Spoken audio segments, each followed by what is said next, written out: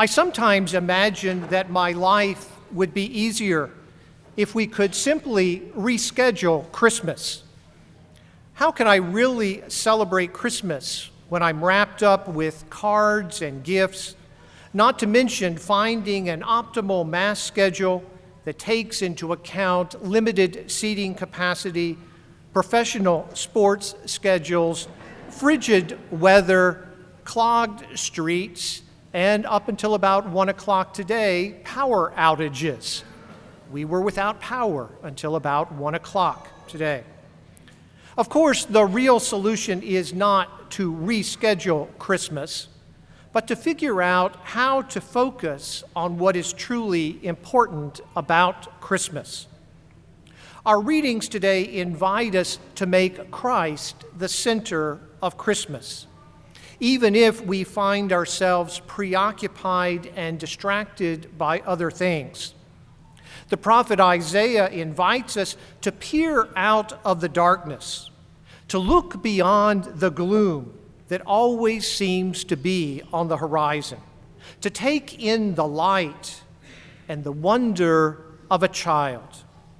St. Paul, in his letter to Titus, reminds us that the grace of God has appeared to us in Jesus Christ. If we can remain focused on Jesus, we will always be eager to do what is good. In our gospel reading from Luke, only Mary and Joseph are focused on Jesus. Even in our proclamation today, sometimes our shepherds were more interested in playing hockey with the sheep. I'm glad you couldn't see that from the back. The rulers and politicians are more intent on counting people than caring for people. For them, the birth of a baby is an inconvenience, easily ignored until he is old enough to pay taxes. The innkeepers, I hope you noticed, were pleased that their high occupancy rate allowed them to turn people away.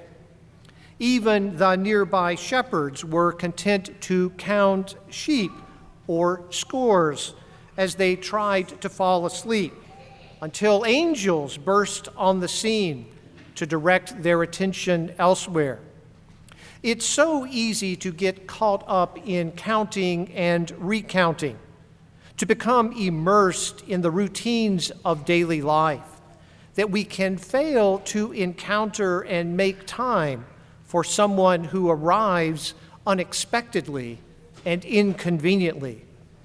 And it is just as true today as it was 2,000 years ago. Christ always seems to arrive at inconvenient and unexpected times.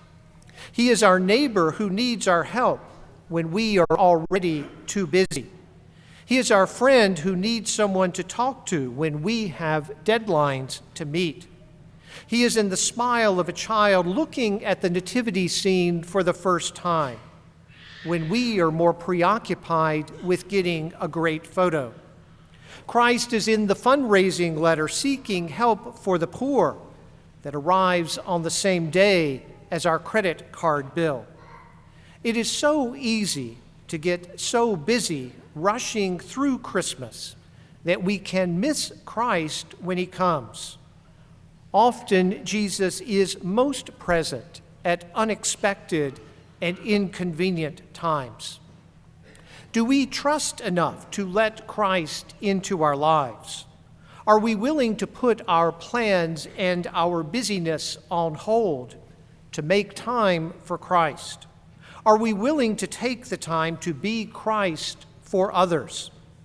When our neighbor knocks on our door, will he find Christ?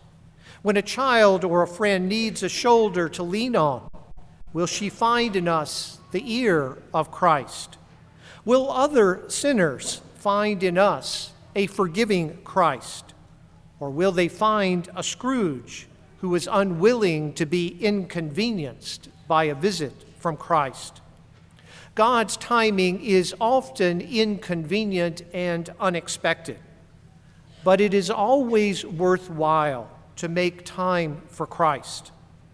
Let us pray that each of us will make room for Christ in Christmas this year and throughout the year to come.